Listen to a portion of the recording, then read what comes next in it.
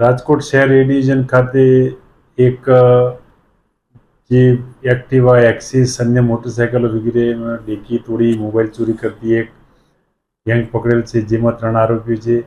જે મહેરબાન police commissioner Shri Brijesh Kumar Jha સાહેબ તેમજ એડિશનલ પોલીસ કમિશનર શ્રી ચૈતન્ય માંડલિક સાહેબ તેમજ ડીસીપી શ્રી સુધીર કુમાર રાકેશ દેસાઈ સાહેબ વગેરે નાઓની સૂચના મુજબ રાજકોટ શહેરમાં બનતા ગરફોડ, ચોરી તેમજ અન્ય મિલકત સંબંધી ગુનાઓ ડિટેક્ટ કરવા માટે સૂચનાઓ વારંવાર આપેલ, જે અનુસંધાને આજરોજ એક ત્રણ ઈસમોને પકડેલ છે. જે ઈસમો મોટરસાયકલની ડેકી, એક્ટિવાની એક્સિસ વગેરેની ડેકીમાંથી મોબાઈલ ચોરતા પકડાયેલ, જે ગઈ તારીખ 30/6/2026ના રોજ મનહર પ્લોટ રોડ ખાતે એક એક્સિસ પાર્ક કરેલું, જે એક્સિસની ડેકીમાંથી 5 મોબાઈલ ચોરેલ, જે આજરોજ એ ડિવિઝન પોલીસ ખાતે એ ડિવિઝન પોલીસ ઇન્સ્પેક્ટર જેવી વાતિયા સાહેબ તેમજ સર્વેલન્સ સ્ટાફ વગેરે નાઓએ પકડેલ છે.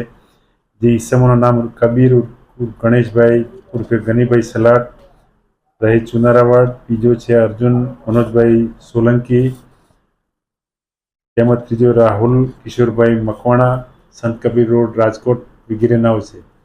આ 3 ઈસમો રિક્ષા લઈ અને કોઈ પાર્કિંગમાં પાર્ક કરેલ વાહનો હોય ટેકી એની તોડી અને એમાંથી કંઈ સામાન મળે કે અથવા કંઈ પણ મળે એ ચોરી કરવાની ટેવ ધરાવતા હતા. આ છેલ્લા 1 વર્ષથી આ લોકો ચોરી કરતા હતા અને તેના અગાઉના પણ ગુનાહિત ઇતિહાસ છે.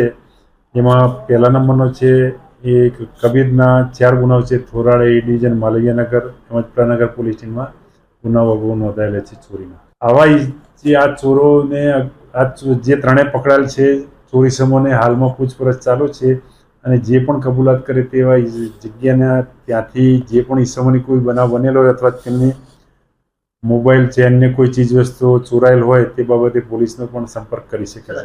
હજી પૂછપરછ ચાલુ છે. હાલમાં હજી તો હમણાં જ પકડ્યા છે, થોડી વાર પહેલા.